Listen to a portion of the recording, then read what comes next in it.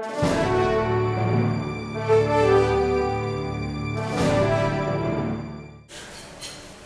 of Arts and Science Alumni Association Alumni Achievement Award presented to Warren Adler. You have delighted readers with your captivating stories and characters. Your early predictions of an electronic publishing revolution are now becoming a reality.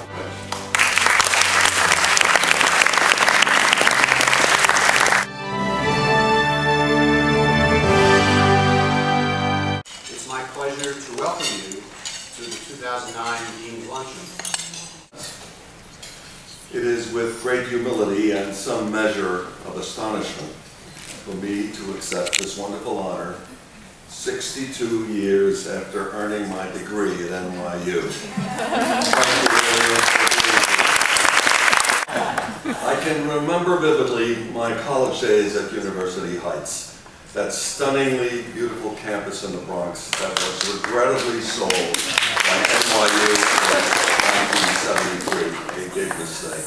I entered the Heights in February 1945. The only graduate from Brooklyn Technical High School registered. I knew nobody in my class. I was 17 years old and my prospects were dim since I expected to be drafted soon after my 18th birthday. World War II was still raging. When I first visited the Heights, I was overwhelmed by the sight of those architectural jewels of that campus. Stanford White's peerless Gould Library, its attached Hall of Fame of Great Americans, and the breathtakingly beautiful landscape. For an urban boy raised in the neighborhood ghettos of Brooklyn, at the height of the Depression, I really felt that I was entering the kind of sublime college life depicted in the movies of the 30s to which I was, like all the kids of that time, addicted. My parents somehow borrowed and begged the $300 a semester for tuition, $12 a point, and I worked odd jobs at 50 cents an hour after classes. Be aware that the value of money was different. A subway ride was a nickel, a Broadway show was 55 cents, textbooks were a little over $1, and I was more than 60 years younger. I'm beginning to sound like an object on the Antique Roadshow. I would leave the family apartment in Brooklyn armed with the lunch my mother made me each morning. 2 egg salad sandwiches and an apple. I suppose from a loving son's now politically incorrect perspective, a stay-at-home mother was a most treasured gift.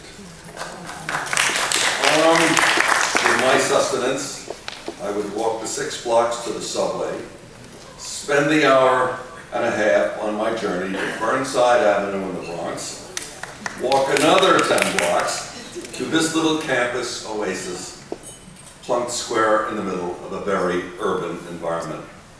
It was hardly a hardship, since I used the subway time for reading and homework. Marching soldiers in uniform in the Army's officer training program attended classes and were housed in the dormitory. I was automatically registered in the ROTC program, and we drilled daily on the campus. I truly felt that I was going to what my parents would describe as an out-of-town college. My mother believed there were only 2 places in the world, New York and out of town.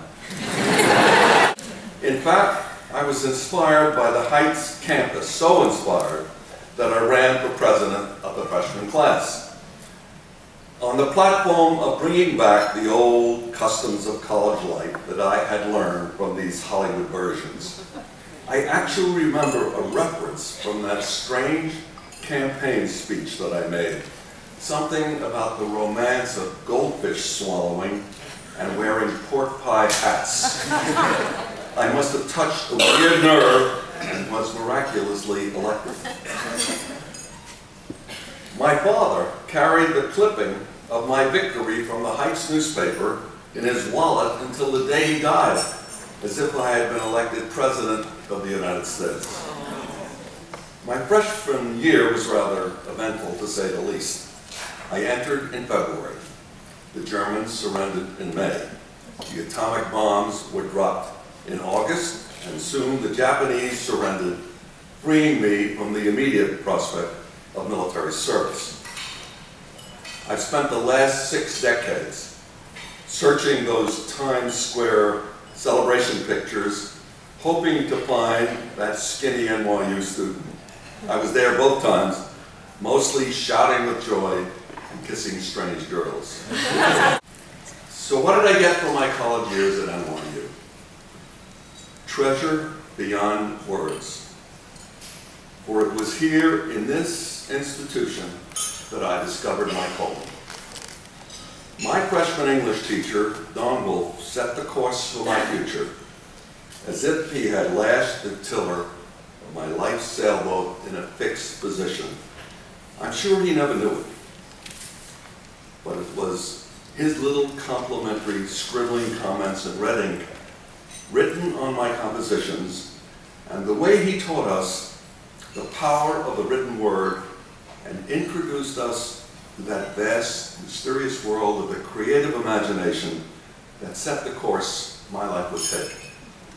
Believe me, that is a gift beyond rational comprehension. Like love, you only know it when it happens. No, I was not singled out as being anything extraordinary, but somehow the light of Providence found me and embraced me ever since.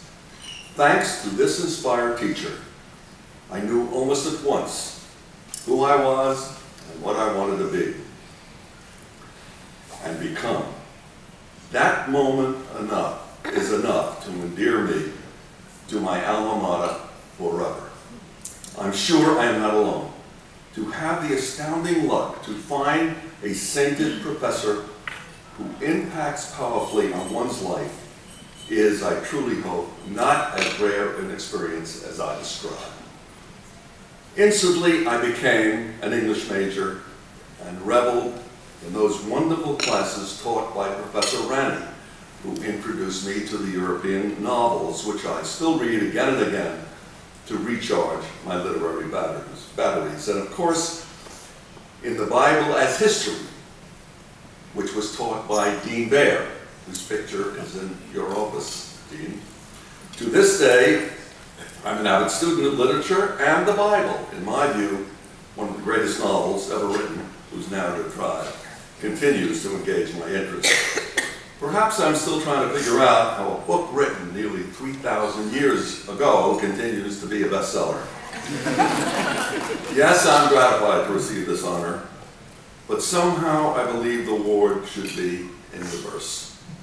The real honor should go to NYU, the college that provided the environment and those inspiring teachers who gave me purpose and stubborn, unfailing, and enduring aspiration, however modest my achievements. In fact, I stand here as a living symbol for those who choose the teaching profession here in this great school and why it is a truly worthy undertaking. Indeed, the folks who chose violet as our school colors will pressure. Violet, after all, is the most vivid color in the rainbow. It has been called the color of creativity, strength, and spirituality. It was a great choice for a great school. Esteemed faculty and administrators, students, this is not my award alone. It's yours as well. Thank you very much.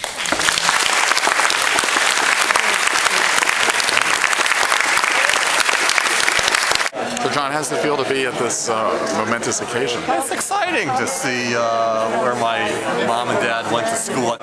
This is the only guy from my class that shows up. That showed up. We're in 55 years. Oh, wow. That's amazing. When I graduated 62 years ago, you graduated 61 years ago. And how many years ago did you graduate? I graduated in 53.